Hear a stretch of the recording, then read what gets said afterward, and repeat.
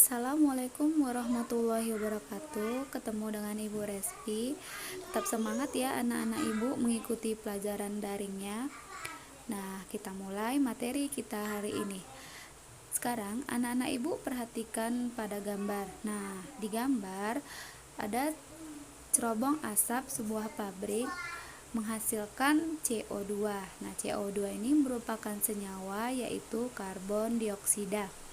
Nah, senyawa karbon dioksida ini tersusun dari C karbon dan O adalah oksigen. Karbon dan oksigen merupakan unsur. Jadi, karbon dioksida adalah senyawa yang tersusun dari dua unsur, yaitu karbon dan oksigen. Apa itu unsur, senyawa, dan campuran?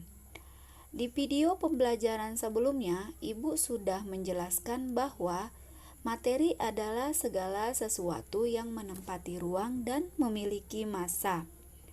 Materi berdasarkan strukturnya dibagi dua. Yang pertama adalah zat tunggal dan yang kedua itu adalah campuran.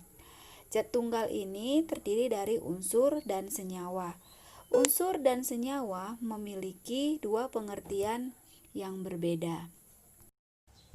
Nah, materi pembelajaran kita hari ini adalah unsur, senyawa, dan campuran.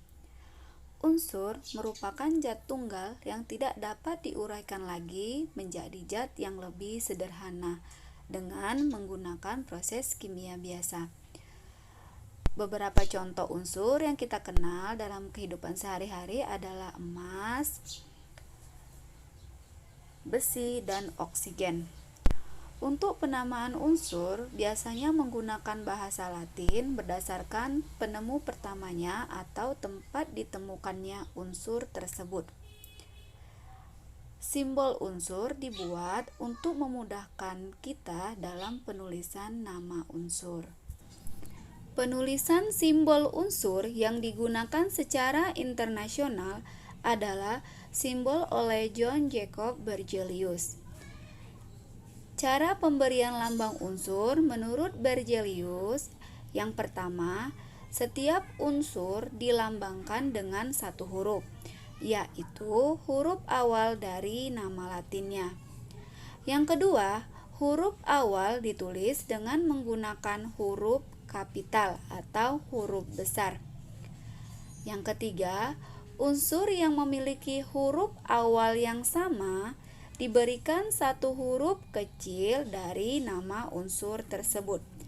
Contoh, unsur karbon dan unsur kalsium memiliki huruf awal yang sama yaitu C. Maka untuk kalsium kita tambahkan huruf A kecil, sehingga lambang dari unsur karbon adalah C dan untuk unsur kalsium lambangnya adalah Ca.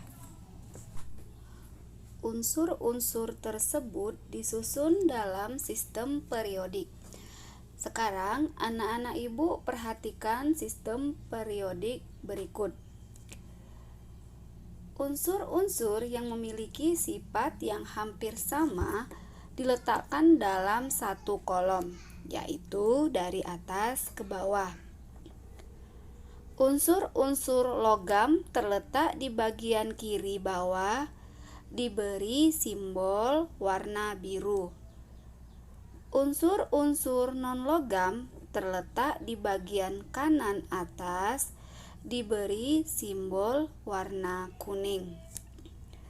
Sedangkan unsur-unsur semilogam diberi warna coklat. Letaknya di antara simbol warna biru dan kuning.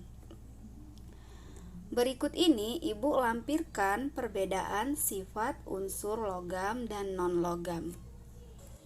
Berikut ini beberapa kegunaan unsur dalam kehidupan sehari-hari.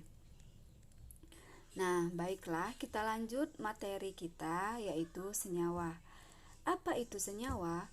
Senyawa merupakan gabungan dua unsur atau lebih melalui reaksi kimia.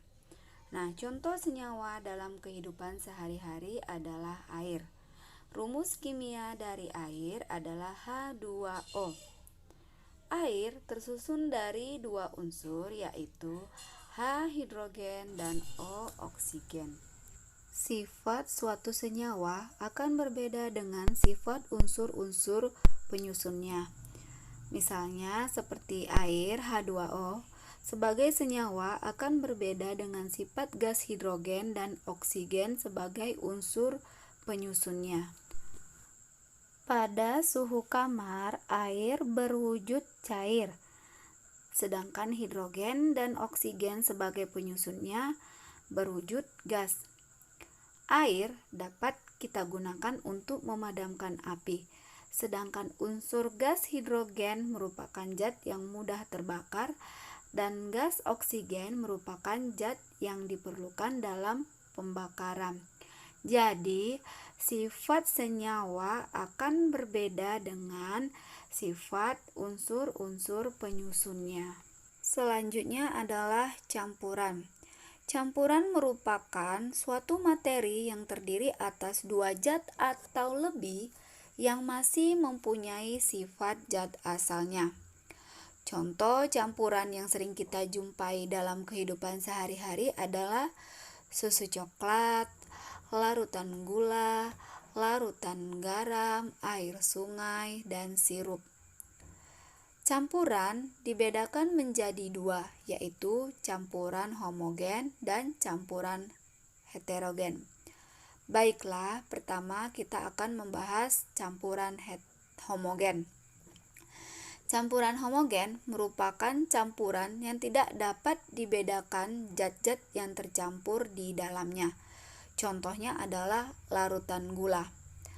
Larutan tersusun atas pelarut atau solvent dan zat terlarut atau solut.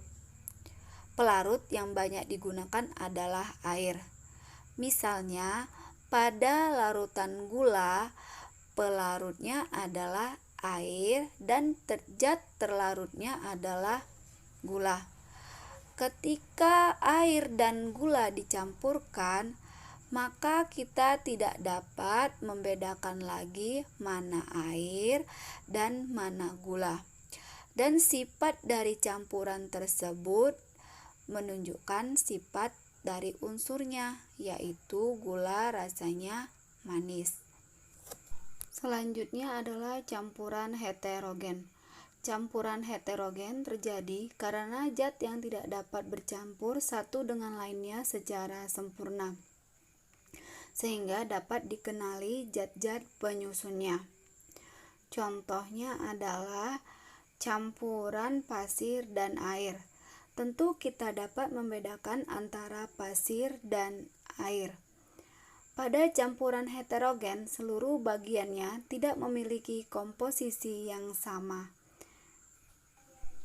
Pada tabel berikut, anak-anak ibu dapat melihat perbedaan unsur senyawa dan campuran. Nah, demikianlah materi kita hari ini. Tugasnya dikerjakan di buku catatan, kirim foto melalui Google Classroom. Assalamualaikum warahmatullahi wabarakatuh.